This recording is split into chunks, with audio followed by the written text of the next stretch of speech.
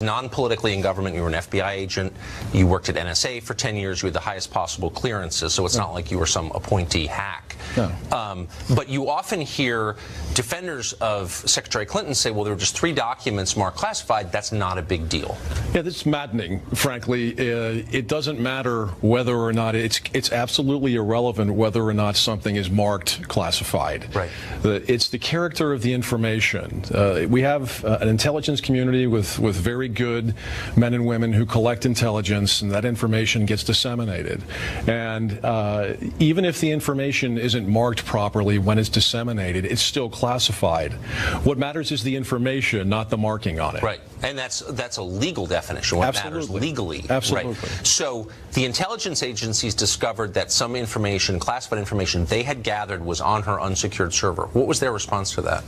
Well, there was from minute number 1.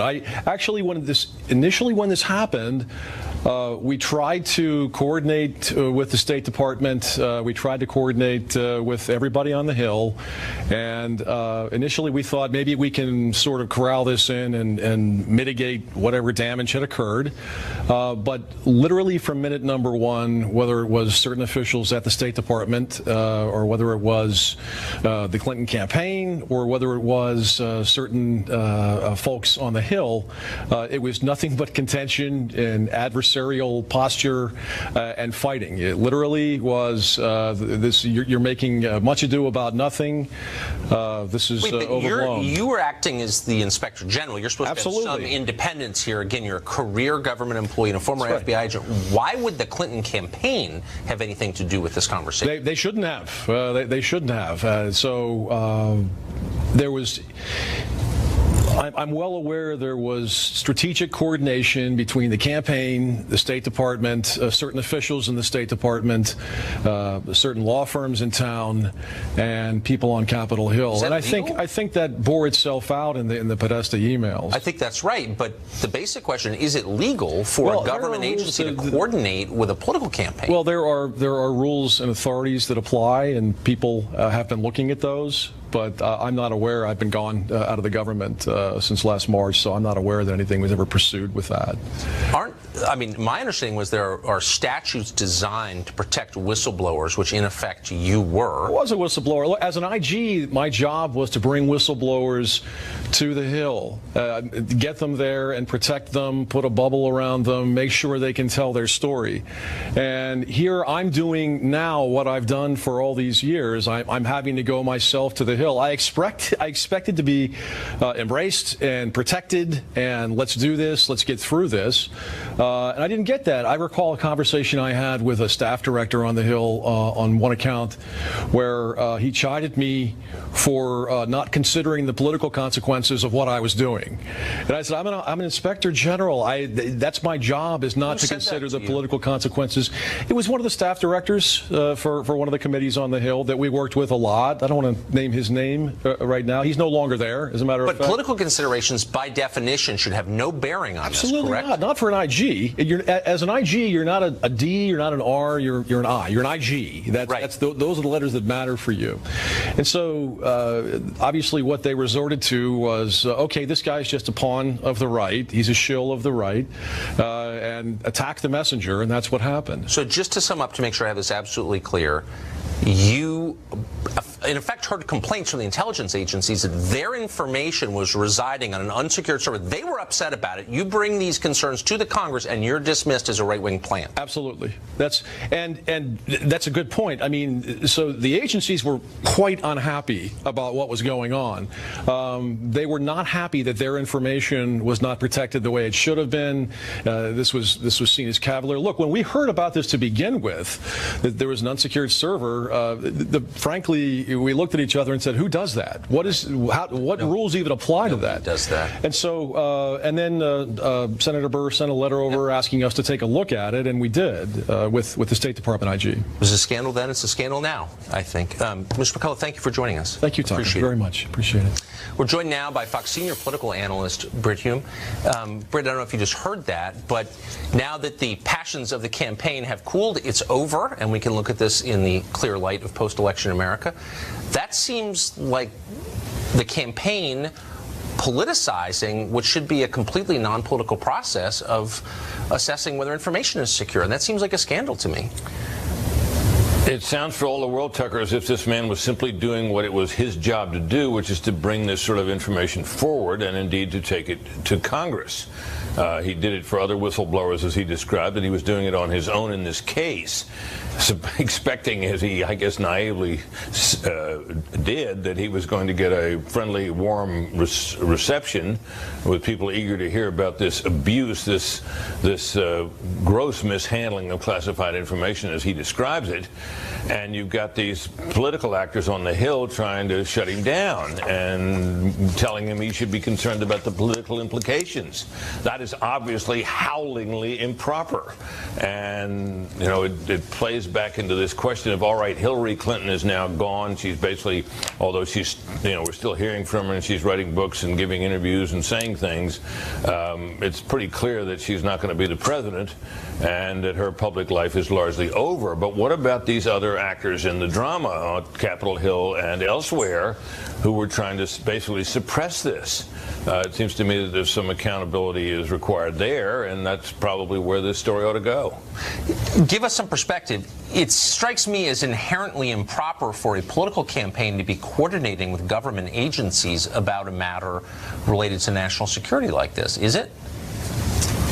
Well, I think it's common, but it's certainly a little different when you're dealing with classified information, which has a special standing in our system. This is very sensitive stuff. It has national security implications.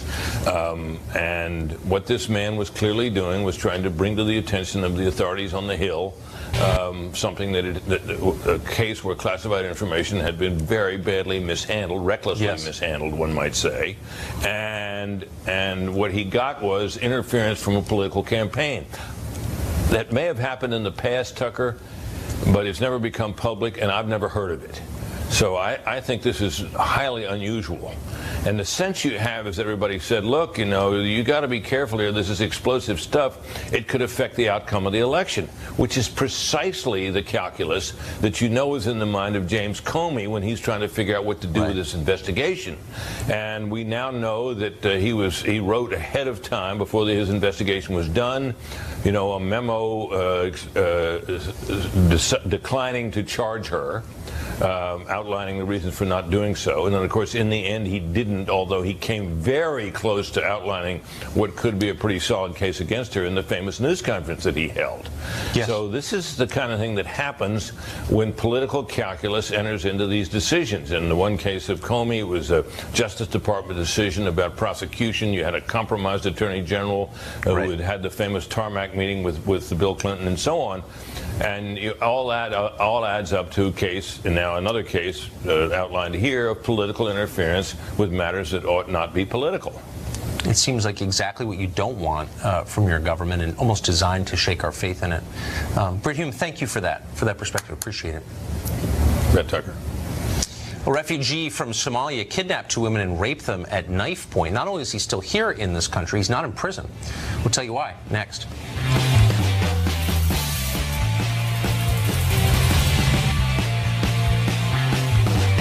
A Somali refugee who violently raped 2 women has been spared prison time by a judge in Utah. Fox reporter Alicia Kuna has more on that story. Alicia?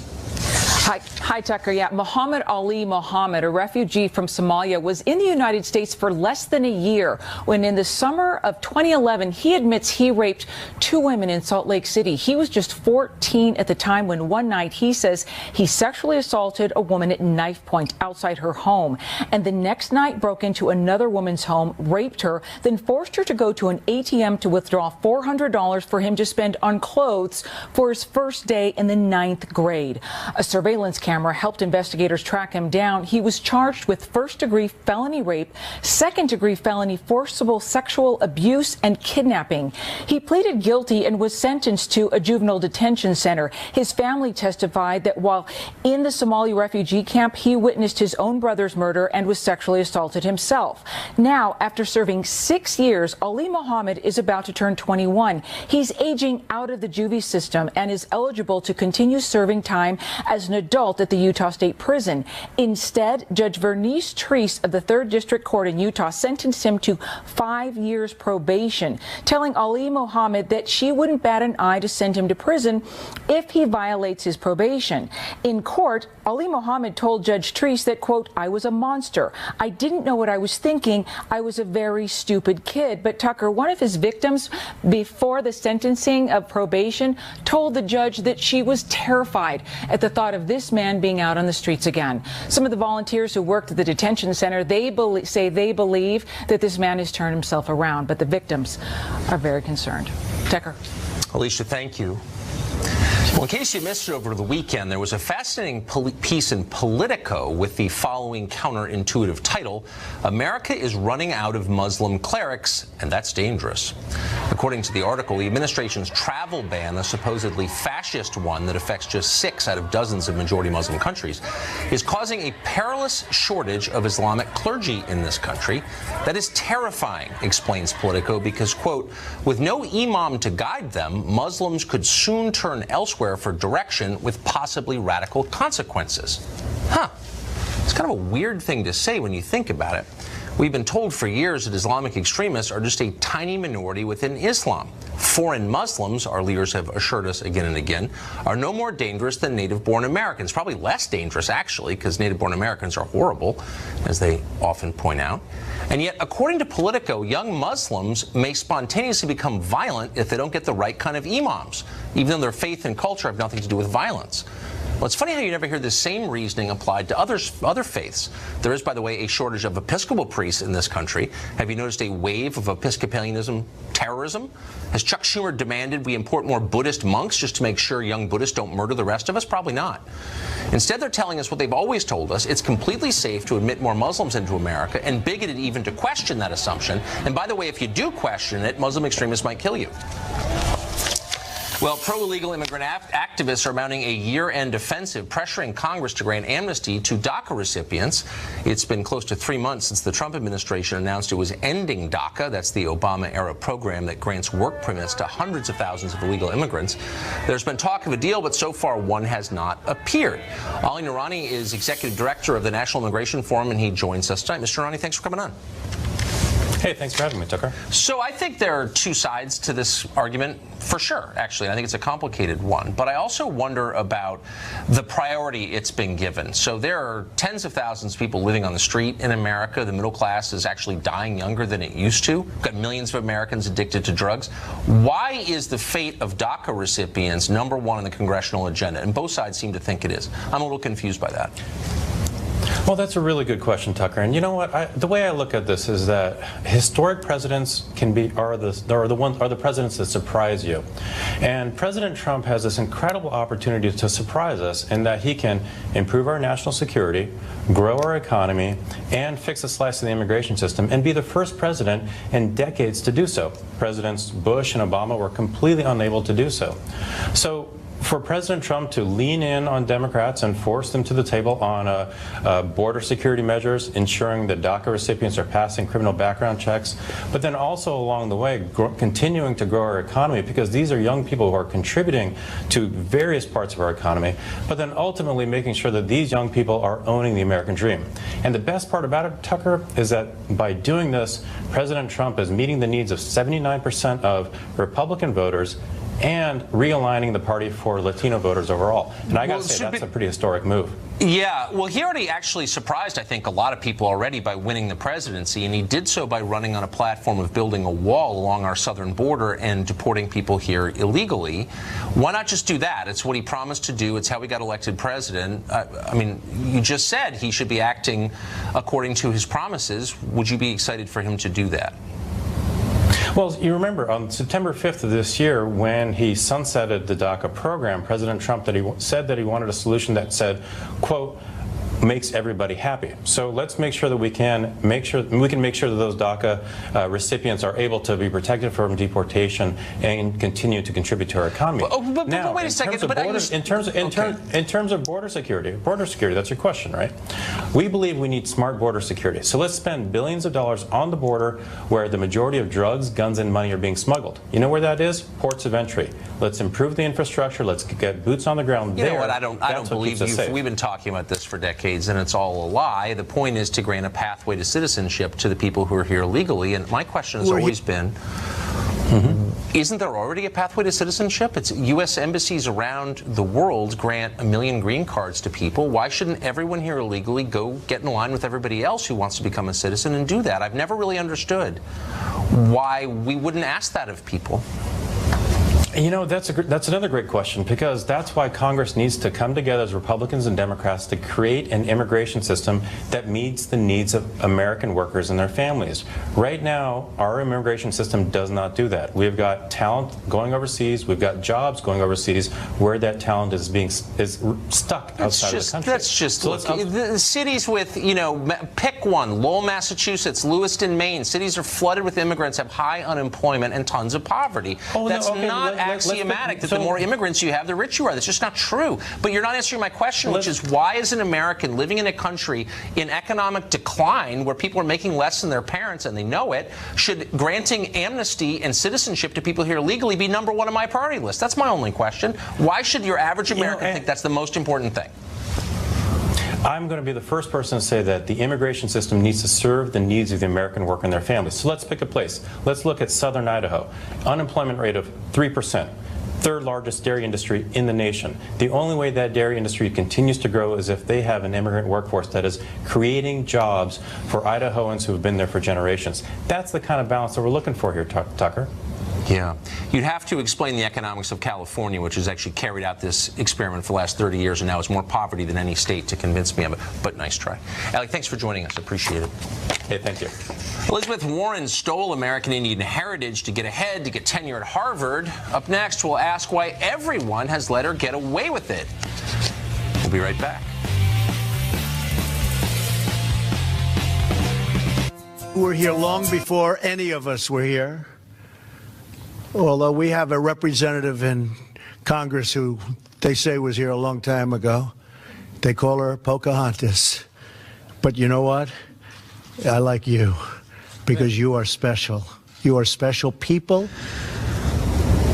You know, even if you didn't vote for him, you got to concede that's hilarious. That was the president, of course, yesterday singling out Massachusetts Senator Elizabeth Warren for spending at least 9 years pretending to be an American Indian in order to get a better job. It's called fraud. Well, exalted minds like CNN's Jim Acosta called Trump's use of the name Pocahontas a racial slur. But who's the racist here? Elizabeth Warren falsely claimed Indian ancestry for years. It got her tenure at Harvard. Nisu Washanog, or Two Hawks, is the general director of the Federation of Aboriginal Nations of America. Unlike Elizabeth Warren, he has not received a six-figure Ivy League academic job by falsely claiming to be an Indian. In fact, he can't even get the bloated hedge fund known as Brown University to return stolen American Indian land that it owns, though he is trying, and we're supporting him in that. Two Hawks joins us tonight. Two Hawks, it's great to see you. How you doing, Tucker? Great to be here. Before I ask you about Elizabeth Warren and whether you've ever run into her at any kind of tribal gathering, an update on your effort to reclaim land that Brown University, you say, stole from your ancestors and is used to miseducate our kids with their fake university hedge fund operation that they have. Have you gotten the land back from Brown? Oh, well, they signed an agreement a couple weeks ago, and we're going through the process right now. Steps moving forward at our pace. We're the ones controlling it, so they're definitely moving forward in a positive manner. But no, they haven't given the land over yet. Did you take our advice and stage a protest on the quad? No, we didn't have to. I think that once they saw the last interview I did with you, the tenor of the conversation changed a bit. So we appreciate the support and awareness. Well, we're on your side. They claim to be sensitive, but are they really? You know the answer. So Elizabeth Warren, how does it make you feel? Here, she claims to be an American Indian and gets a six-figure job at an Ivy League school. You just want the land that your ancestors had back from Brown University. You don't get tenure. I mean, have you gotten a tenured position at Brown? No, absolutely not. And I think particularly being from the region where we're from, the Eastern Woodlands, and being Algonquian, it's a bit of an insult because we have to constantly struggle on a daily basis with the stereotypical views of what a American Indian's supposed to look like. So for someone to kind of throw that on when it's advantageous and then take it off when it's not, that's a bit of an insult, absolutely. So why do you think one Ivy League university awarded a multi-$100,000 contract to Elizabeth Warren on the basis of fake Indian ancestry, and the Ivy League university you're dealing with has blown you off for so long? There's a lot of speculation to that. Perhaps it's the circles that she's moving in, people that she knows, the fact that she knows how to play the game. I couldn't quite speak directly to it, but I do think it is an issue and something that needs to be addressed. So I don't think she's ever clarified. She's never taken the $89 Ancestry.com test that could, settle this once and for all. But from your knowledge of indigenous peoples, have you ever run into her at any gatherings? Is she a well-known American Indian? I haven't seen her around, not in these parts. I don't want to speak on behalf of all Indian folks across the country, but we definitely haven't seen her around these parts, and I haven't run into her, so I couldn't say yay or nay. But there are not a lot of American Indians in New England. I mean, I don't want to generalize. There are some tribes, of course you're one of them, but you feel like you would know. I mean, if there was an American Indian tenured Harvard law professor running around, wouldn't you know about it? I would imagine that someone around would have bumped into her at some sort of social gathering or some sort of interaction with the other populations that are around. So no, I can't say that I have. Okay. Well, it suggests, again, we can't confirm it because she hasn't taken a simple DNA test, but it suggests maybe she's lying. Two Hawks, we just wish you all the luck in the world in your battle against that corporate university for your ancestors' land, and I hope you'll keep us apprised of what happens. Tapatish Tucker, thank you very much for your time. Amen. Well, the press had a total meltdown over the president's comments about Pocahontas, acting like they were the worst atrocity since Wounded Knee. I think there's an element of racism, but I think it's also because he knows he can use it and stoke it to drive the most controversy. This is unreal. I totally agree with Megan. Not only did he say that, which is considered by many a racial slur, he was standing in front of a portrait of Andrew Jackson. We need to begin to acknowledge this is not just about name calling. It's not about name calling in politics. It's about a bigot who sits at 1600 Pennsylvania. It's always sort of poking and prodding and making jokes and making attacks at the expense of people who are not white. How did all the dumb people get on TV? Joe Concha may know. He watches it for a living. He covers media for the Hill newspaper, and he joins us tonight. So, Joe, what gets me about this, here you have someone who falsely claimed to be an historically oppressed minority in order to get a job reserved for members of that group, American Indians, totally lied in order to make money, and that's cool. And yet someone who jokes about it is the bigot. Like, how does that work exactly? Well, look, the narrative, I think, Tucker, should be, and if this were the narrative, then we ain't talking right now, that President Trump made an unnecessary, inappropriate comment during a solemn ceremony at the White House to Navajo code talkers. If that were the case, fine. We have I no thought problem. It was hilarious, but whatever. I'm happy to be in the minority on that. That's Some fine. don't. That's fine. Half and half, right? Everything in this country is half and half. But then the media overplays its hand, like it does every time. Not all, but most. The prevailing narrative suddenly became that Senator Warren is an innocent victim of a racial attack by the President of the United States. And the reason why I know that became the prevalent narrative is because I looked at the questions during the White House press briefing yesterday. Now, this is a breakdown per the official White House transcript. Questions about Elizabeth Warren or Pocahontas, 7. Number of times racial slur or racially were broached as it relates to the name Pocahontas, 7. Number of questions about the Access Hollywood tape, 4. Number of questions about Alabama Republican Senate candidate Roy Moore, 2. Here's the kicker. Number of questions about sitting Democratic Senator Al Franken, who had just held a press conference saying that he was staying in the Senate despite several accusers coming forward, including photo evidence of him groping a woman while she was asleep. 1. Number of questions about Democratic Congressman John Conyers, 0.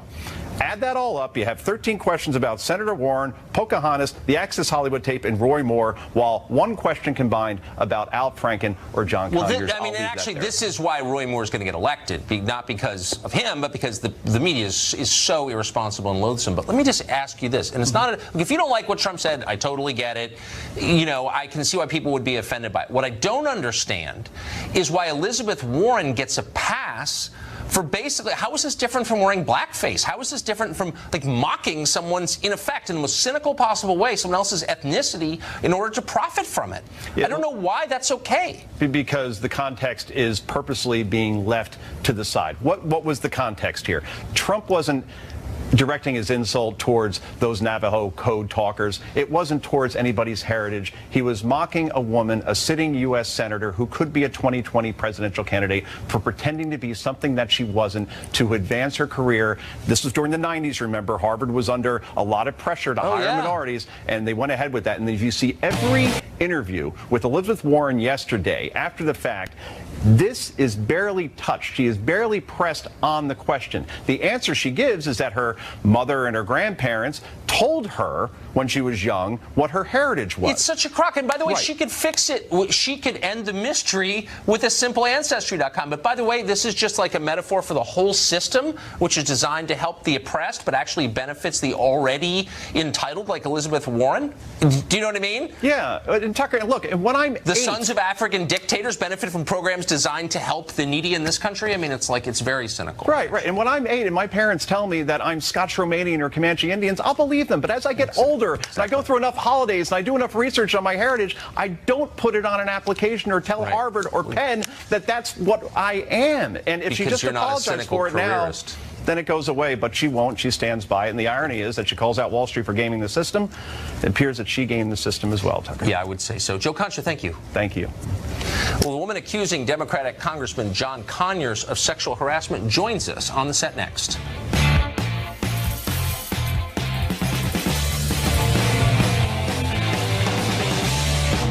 Melanie Sloan was the longtime executive director of the progressive watchdog group Citizens for Ethics and Responsibility in Washington, CREW. She's also a senior advisor at American Oversight and a former federal prosecutor. Before all of that, she was a congressional staffer working on a committee under Congressman John Conyers of Michigan. And while working there, she now says Conyers harassed her. At first, Nancy Pelosi didn't seem to believe that account. Watch. Just because someone is accused, and was it one accusation? Is it two? I think there has to be. John Conyers is an icon in our country. Do you believe John Conyers is accused? I don't know who they are. Do you? They have not really come forward. And that gets so you don't know if you believe the accusations? That's for the Ethics Committee to review. Now, after speaking directly with Sloan, Pelosi says she has changed her mind. Melanie Sloan joins us tonight. Melanie, thanks for coming on. My pleasure. So I was a little surprised by the reaction from Leader Pelosi, who is a self-described champion of women and has told us many times to believe the women. Why wouldn't she have called you before weighing in on the Conyers question? Well, I think that she may not have actually known about me. The whole thing blew up over Thanksgiving, over the Thanksgiving holiday, and it's not clear that she knew.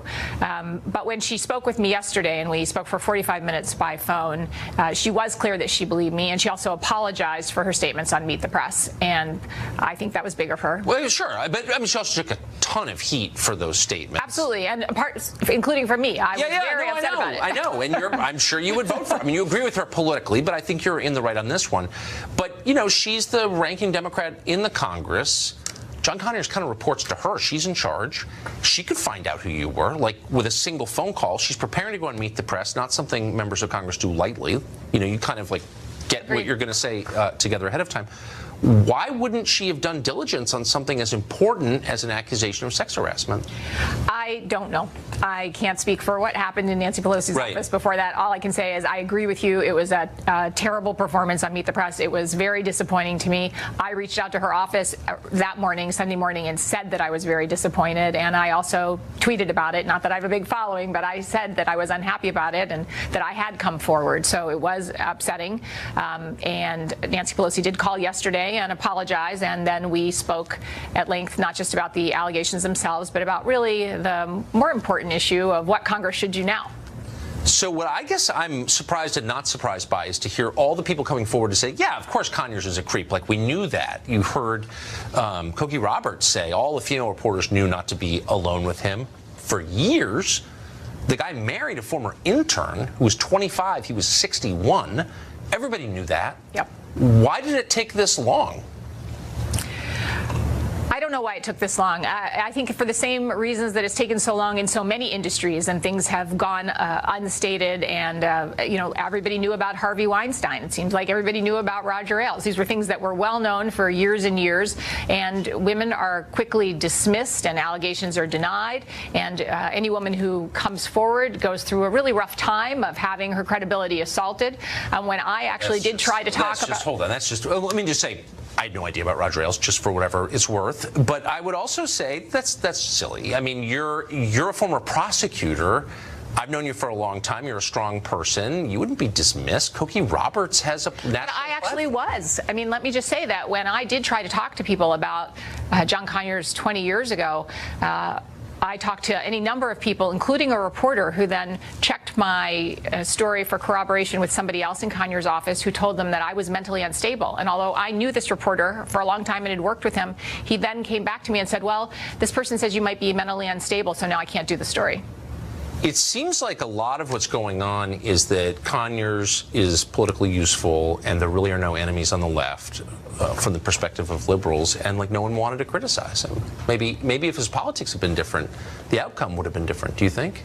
Well, it's certainly possible, but I think that people should be slow to throw stones on that account, because I think we're going to see this on both sides. Conyers may be the one we're talking about today, but in the coming weeks, I'm sure there will be others. It's not as if there aren't many members of Congress with these kind of problems. For sure. I actually agree with you. I mean, there are creepy people on all sides. That's for sure. But I just thought Pelosi's response was so telling. She said, he's an icon. Yeah. It seemed like a non sequitur to me. In other words, I like the way he voted, therefore shut up.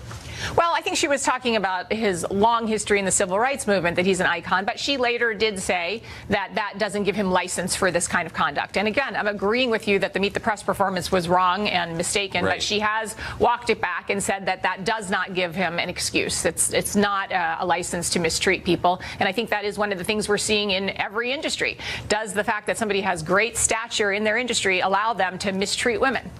Yeah, or mistreat staff. I mean, he was accused of making a staff campaign for his wife, who later went to jail on bribery charges, babysit his kids, drive him around. Kids, yeah. You would have babysat the kids. So, like, I don't know, that's a form of harassment, too. No, that is. And actually, that was more what happened to me. I wasn't sexually harassed. I was abused by Congressman Conyers. He was horrible to me. And there was the one time where I walked in on him in his office in his underwear, but I wasn't propositioned. He didn't touch me inappropriately. Those things didn't happen to me. Underwear? Yeah. Bizarre. Melanie Song, thank you. Thank you. In his underwear. That's your Congress.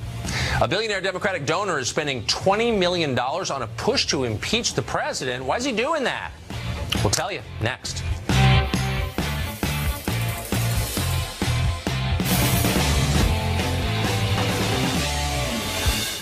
Tom Steyer is a billionaire Democratic donor and an environmental activist, and a big investor in fossil fuels, too. He spent millions trying to stop the Keystone Pipeline and elect Hillary Clinton, neither of which worked. But now he's got a new project. He says he's going to spend $20 million of his own dollars on a TV ad campaign calling for the president's impeachment. He's just the most